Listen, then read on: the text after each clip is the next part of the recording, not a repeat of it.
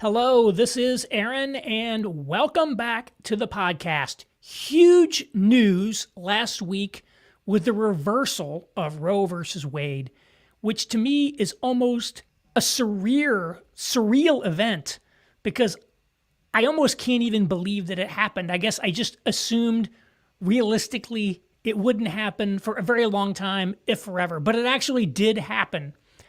And obviously that is going to have profound consequences in America. So I wanted to share a few reflections on that, a few things to think about with regards to the overturning of Roe versus Wade. The first couple of these are, for conservatives, something perhaps to keep in mind for future events. And I've said some of these before. One of them is when things go badly for you, you have to avoid engaging in self-destructive behavior.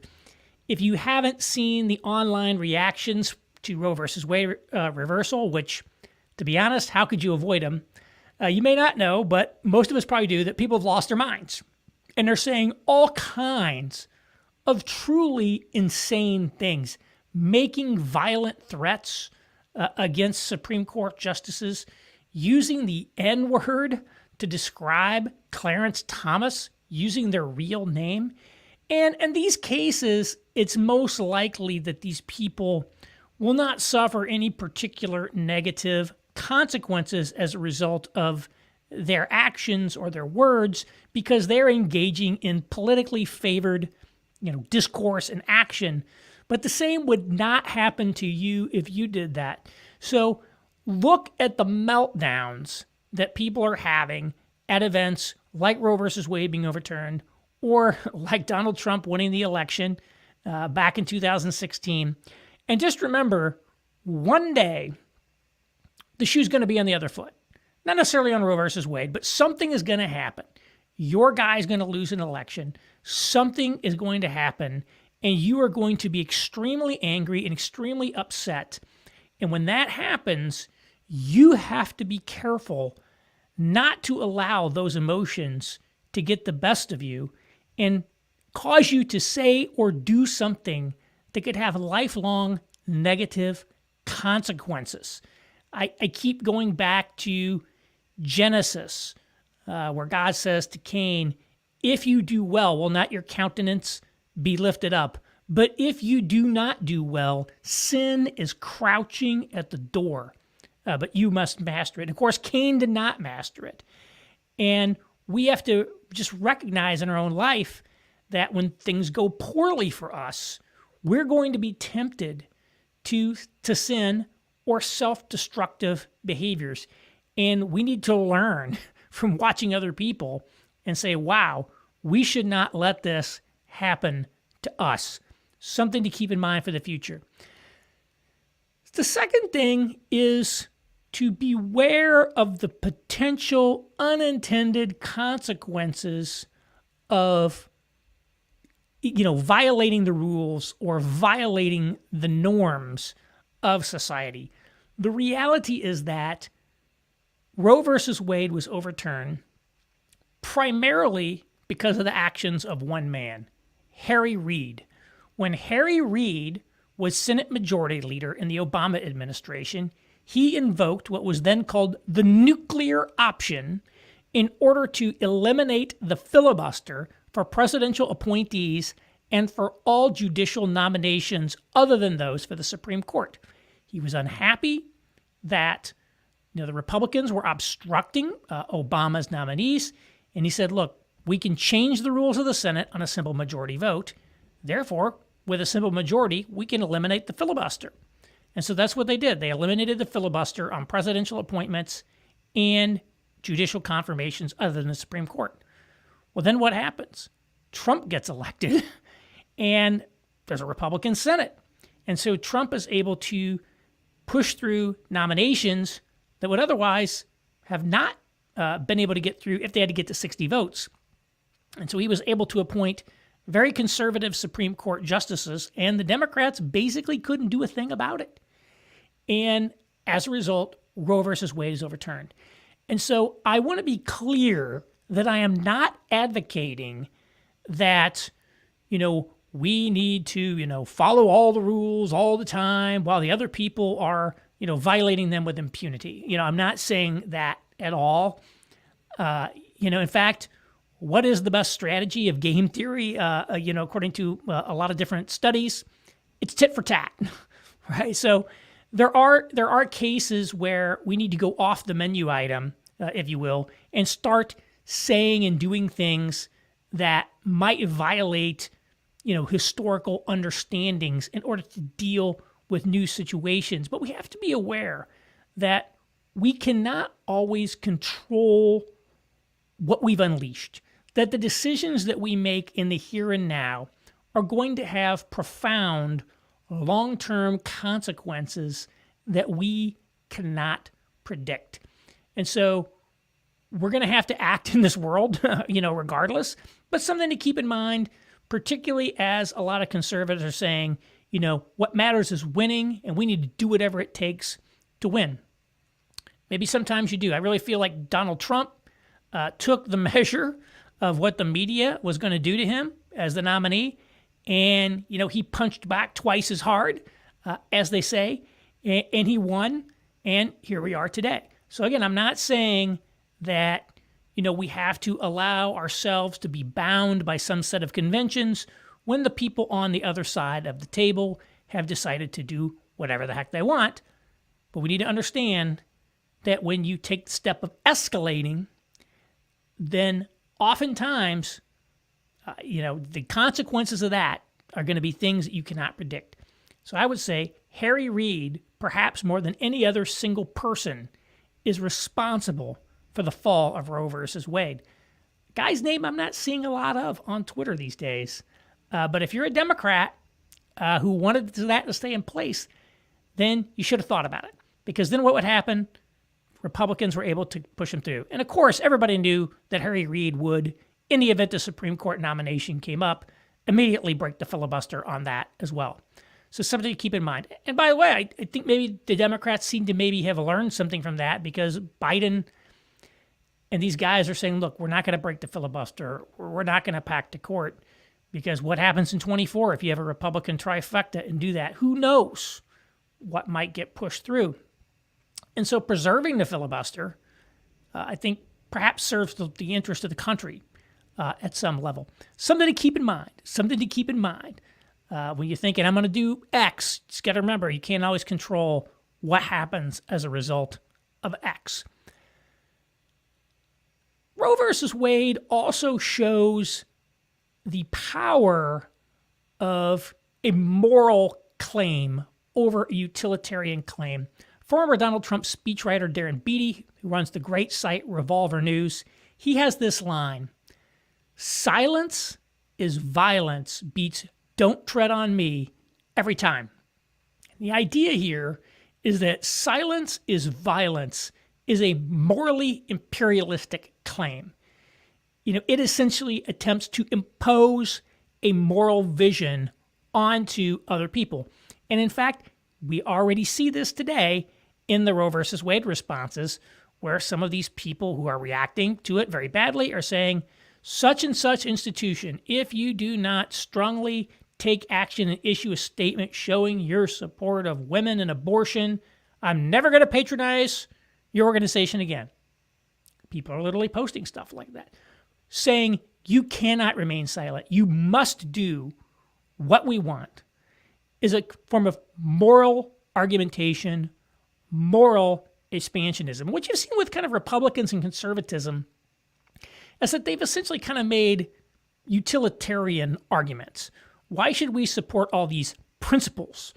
Primarily, they argue because these principles are better for society. The free market is going to produce superior results to a centrally planned economy, for example. And, while libertarianism, I think at its core, is primarily a moral system, not essentially a policy system or utilitarian system, the argumentations that are used in normie land are primarily utilitarian. And conservatives really have done a bad job of articulating their vision of society in any sort of a moral way. And what we saw with the pro-life movement is something very different. It was a rival moral vision. It was a moral vision that said, unborn babies are human beings. And as a result, it is morally illegitimate to kill them. And unlike so many other things that happened as a result of these different Supreme Court rulings going back to the 50s or whatever, this moral vision sustained itself over time.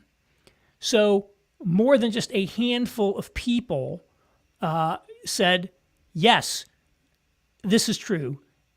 Unborn babies are people. We can't do it. And this powerful moral vision is part of what has led to this moment. It's truly amazing that if you look at all these kind of liberal Supreme Court decisions, how many of them were just basically accepted and people moved on extraordinarily quickly. Some of them are because those were actually the morally correct decisions.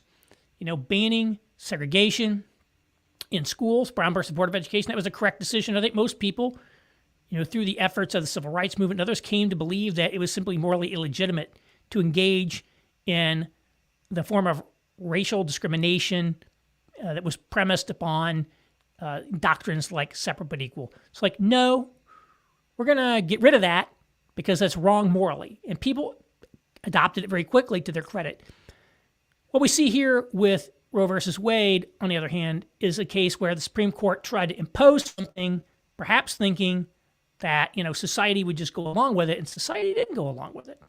And this sort of morally intransigent position was the key to the power of the pro-life movement, because, it was never ratified in our society that abortion was legitimate. There was always a very large number of people who simply said abortion is fundamentally, morally illegitimate.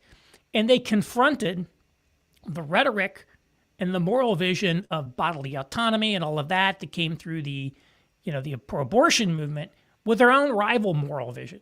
And a moral vision is very attractive and powerful to very, very many people. Nassim Taleb, in his books, talks about the minority rule principle, in which an intolerant minority can often impose its will on society. And his examples are not necessarily what we would think of when you think of an intolerant minority. One of his examples was kosher food. Why is so much food sold at the grocery store kosher? It's kosher because observant Jews won't eat non-kosher food, but the rest of us, we will eat kosher food. So if those potato chips are kosher, we don't care, happy to eat them. And that allows them to expand the market. So, by observant Jews saying, we are going to stay firm on these dietary laws, the market responded to that.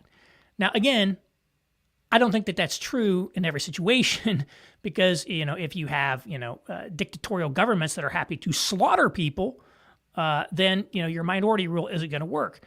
But this idea that being essentially, morally firm or holding, intransigently to a position provides power in society, even sometimes if it's just a small niche position. So what we have here with abortion, I think is quite different, which is that I think most people in America are pretty queasy about the idea of abortion. So even if a majority of people, and I'll come to this in a minute, don't necessarily support banning it completely, most people realize there's something icky about abortion. And you have millions and millions, tens of millions of people who are like, we will never, ever, ever compromise on this issue no matter what. And that sort of moral vision, moral dedication is a big part of what led to the reversal of Roe versus Wade. And so if you want to see changes in society and you're someone who's of a more conservative nature, I would say you have to have some kind of a moral vision of society. You simply can't make utilitarian, functional arguments. You simply can't say, leave me alone, don't bother me. You have to have some sort of positive vision for the country. And I think the power of a moral vision comes through very well in this Roe versus Wade reversal. The other day, I got a little emotional thinking about this because I remembered, I think it was about probably 12 to 15 years ago, my grandfather died.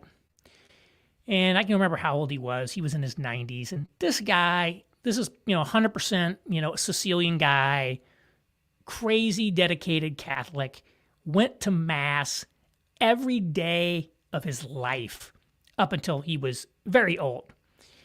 And, when he died, went to the funeral.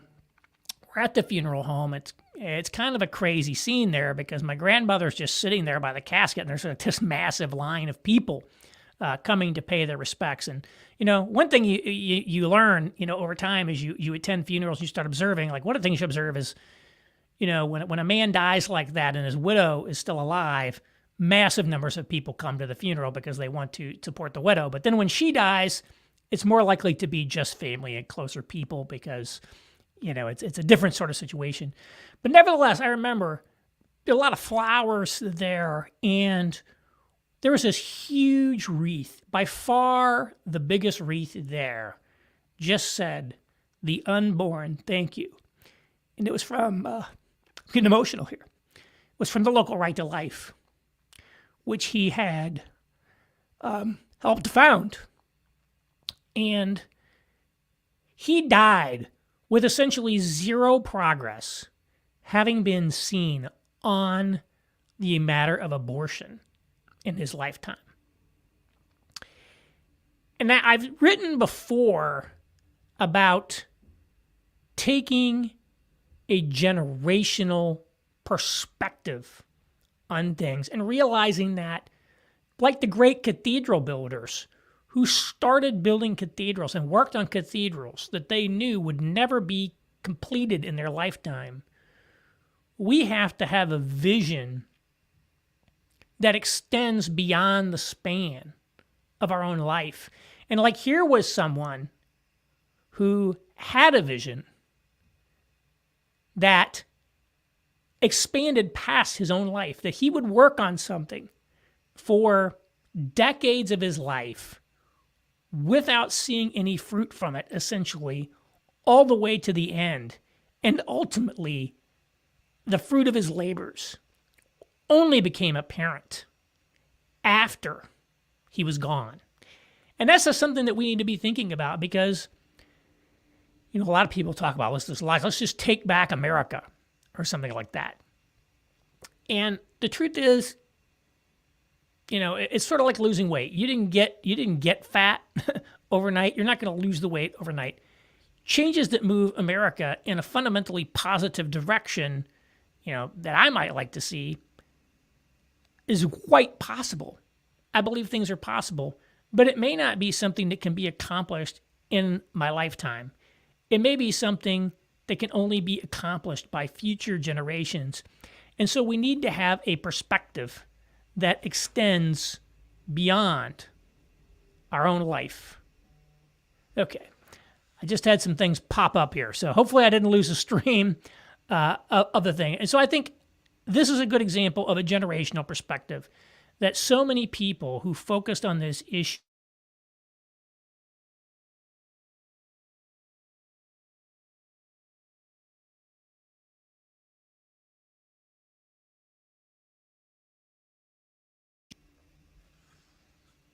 Okay. I don't know what just happened there, but my network connection seems to have died. But hopefully this point about the generational perspective came through. And by the way, I'm recording this live by stream. And so this is one where, I said I was going to try doing them live instead of recording them. And this is the downsides of live, but this is live. And I kind of want to end with some thoughts on the prospects moving forward. One of them is that, the popularity of abortion or the abortion issue, apparently it's quite sensitive to the way questions are phrased when you do polling on it. So the polling on what the public thinks about abortion, I don't think is necessarily that accurate because of the sensitivity to questions. And I think one of the things, however, that the pro-life movement is going to have to grapple with is this idea, or this, I think, reality is, I don't know that a majority of the American public genuinely wants to completely ban abortion. I mean, if you look at Europe, they seem to have settled through a democratic process because they did not have these Roe versus Wade situations on, 12 weeks or 12 to 15 weeks as the period in which abortion is allowed, essentially first trimester abortions. And so as we move to the political battle in the United States, I think it will be interesting to see, because I'm not truly certain that the majority of people want a complete ban. I do think the majority of people are troubled by abortion. They think abortion is icky. They don't like the idea of, the abortion, a regime that the left is wants to push, where it's like you could abort a baby, kill a baby as long as there's one toter, which is basically the laws that they've put in place in some of these states. Nevertheless, I think it's going to be interesting to see politically where things land. And so I would calibrate caution on that. I do think some of these red states are going to completely ban abortion, but then we will see how this plays out politically. And so much of the focus has been on Roe versus Wade, because with Roe versus Wade in place, nothing can be done on abortion. But now that you get into the realities of politics, I think we're going to start seeing, a little more of a complex battle. So certainly the battle's not over, even in these red states. And it will be interesting to see where things land, because I'm not quite sure that a majority want a complete ban. So it's going to be interesting to see, something to keep an eye on moving forward. And so again, just wanted to share these thoughts. Again, remember to have self-control when something does not go your way. Don't lose your mind, and when something terrible happens, turn off your phone, and don't let yourself do what some of these people are doing right now. Again, remember, sometimes you violate some of these norms and it comes back to bite you. So not saying don't do it, but think about that. And again, think about the power of a moral claim, moral vision. You may notice the left always phrases things in moral language. And so I think the right has to phrase things in a moral language if they want to confront that. And it has to be the right kind of moral language as well. It has to be moral language that's actually true. Okay, that's the most important thing, is we have to be promoting morality that happens to be correct. Take a generational perspective on things, and then beware. I think that the public may not quite be where I think a lot of people think it is when it comes to abortion, but we'll see. This is where the realities of public opinion will intersect with politics, and we'll just see where things land. So thank you. Momentous times, a lot going on. Thank you all for watching.